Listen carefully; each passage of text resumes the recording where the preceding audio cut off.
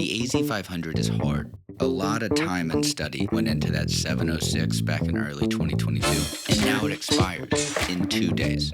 Let me show you, in accordance with Microsoft NDA, of course, how I went about the first kick at this reassessment, what I studied after I failed it. I'm going to review the second assessment, and I'll give you closing thoughts about if I failed it and had to start now. Keeping your certs active is now done by setting an annual reassessment. Microsoft will send you several emails reminding you about this, but be careful.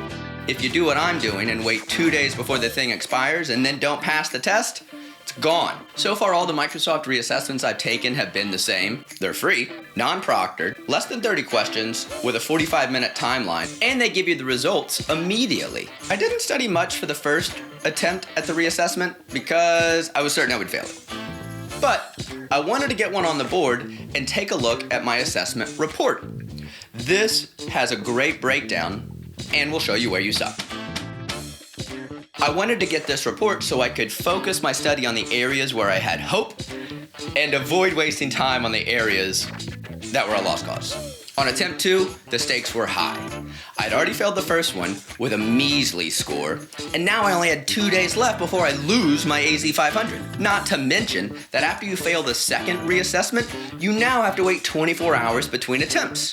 This means that at most, I had 2 more tries at this test, and as you know, I don't have a reputation for exactly acing these things. I wasn't feeling too confident throughout the test. I didn't use all the time allotted, but when I clicked submit and the spinning wheel of fate finished thinking, I was bestowed 1 more year of InfoSec imposter syndrome.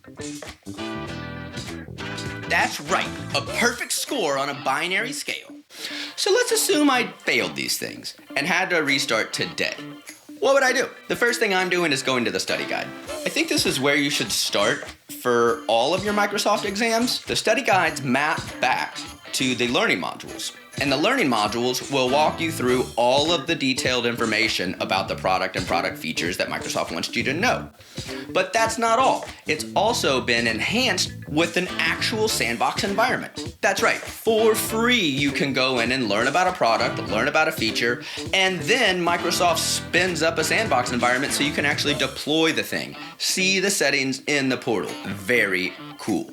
At the end of the day, when I have no idea, I remember that at root, these exams are essentially advertisements for Microsoft's products. Broad and deep, I'm sorry to say, is how most would describe the subject matter. That means you don't only need to know the products, but you'll need to know the product features. All in all, I have this cert for career freedom. A cert alone isn't enough to get you a job, to get you an interview, or to get you a pay raise. But HR's gonna call when they see the Azure Security, a fine resume, and a decent cover letter that's tailored to the position.